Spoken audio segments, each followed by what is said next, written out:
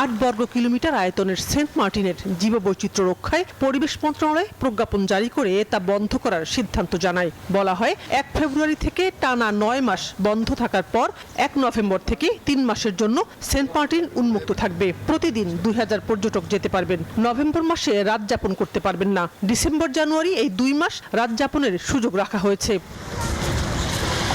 পর্যটকদের যাতায়াতের জন্য সহসাই খুলছে না সেন্ট মার্টিন দ্বীপ। 9 মাস বন্ধ থাকার পর 1 নভেম্বর সেন্ট মার্টিন খুলে দেওয়ার কথা থাকলেও তা হচ্ছে না। পর্যটন প্রতিমন্ত্রী নিউজ 24-কে জানান, জীববৈচিত্র্য রক্ষায় দ্বীপটি খুলে দেওয়ার ব্যাপারে পরিবেশ বিশেষজ্ঞদের মতামত নিতে চায় সরকার।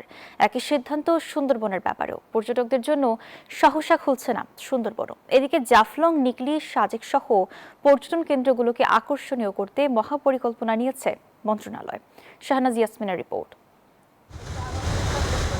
সাধারণত প্রত্যেক বছরের 1 অক্টোবর থেকে 31 মার্চ পর্যন্ত সেন্ট মার্টিনে পর্যটক যাতায়াত করে। বছরের বাকি সময় বন্ধ থাকে। 25 সালে এসে 2 মাস কমিয়ে 31 জানুয়ারি পর্যন্ত পর্যটক ভ্রমণের সময় নির্ধারণ করেছিল অন্তর্বর্তী সরকার।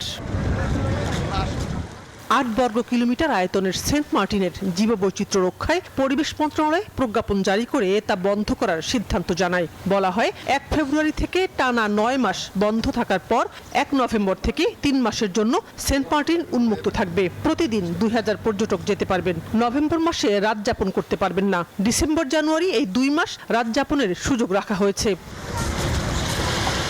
অন্তর্বর্তী সরকারের সেই সিদ্ধান্ত এখনো বহাল থাকলেও বর্তমান সরকারের ভাবনা ভিন্ন।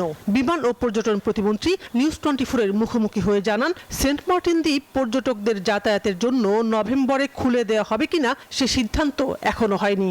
সেন্ট মার্টিনটা পর্যটকের জন্য উন্মুক্ত করার মতো অবস্থান এখন নাই আর কি, মানে নষ্ট হয়ে যাচ্ছে আর কি। এটাকে সুন্দরভাবে রেস্টোর করে তারপরে ব্যবস্থা নেওয়া হবে কিনা এখন আমি বলতে পারবো না। আমরা মানে it is under feasibility study, so স্টাডিটা করার পরে তারপরে আমরা আপনাকে বলতে পারবো।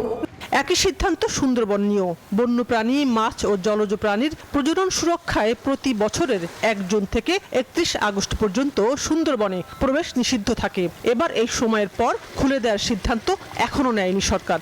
সুন্দরবনের অবাধ মানুষের বিচরণের জন্য যে ঠিক পর্যটনের ক্ষেত্রে যে আদলে মানুষের যাতায়াত করা দরকার, যে ফ্যাসিলিটিসগুলো থাকা দরকার, সেগুলি আমাদের নাই। সেগুলিকে আমাদের তৈরি করতে হবে, তারপরে আমরা উন্মুক্ত করব। এদিকে সিলেটের জাফলং, খাগড়াছড়ির সাজেক, কিশোরগঞ্জের নিকলি হাওর সহ দেশের পর্যটন কেন্দ্রগুলো নিয়ে সরকারের রয়েছে মহাপরিকল্পনা। পর্যটন প্রতিমন্ত্রী জানালেন সরকারের উদ্যোগের কথা। কুয়াকাটা, আমাদের সিলেটে জাফলং, টাঙ্গুয়ার হাওর, এগুলি এই যে অনেকগুলি ভালো ভালো জায়গা আছে। আমরা যাতে এই ফোকাসটা বিদেশিদের কাছে পৌঁছে দিতে পারি সেটার একটা পরিকল্পনা করছি। তাহলে আপনার এই দার্জিলিং না গিয়ে মানুষকে সাজেকে যাবে। প্রাকৃতিক সৌন্দর্যে ভরপুর দেশকে পর্যটক বান্ধব করতে সরকারের সদিচ্ছা জরুরি। সরকার সেই পথে হাঁটছে কিনা তা দেখতে আরো সময়ের প্রয়োজন, মত পর্যটক বিশেষজ্ঞদের। শাহনাজ ইয়াসমিন, নিউজ 24, ঢাকা।